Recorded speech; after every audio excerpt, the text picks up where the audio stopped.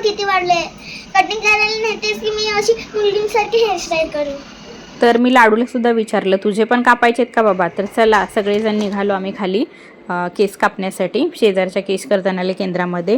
तर पळत पळत गेलो पटकन. त्याच्या डोक्यात एकच विचार की मी कोणती हेअरस्टाईल करू. आता तर उन्हाळ्याच्या सुट्ट्या लागणार आहेत, तर जवळ जरी जायचं असेल तरी त्याला सायकल पाहिजे म्हणजे पाहिजेच. तर गेलो बाबा. त्याने विचारलं केस सलूनवाल्याने विचारले असता कोणती हेअरस्टाईल करू म्हणताना त्याने बरीच मोठी लिस्ट सांगितली. पण मी त्यांना सांगितलं सगळेच उडवून टाका, सगळेच उडवून टाका म्हटलं की त्याने माझ्याकडे बघितलं.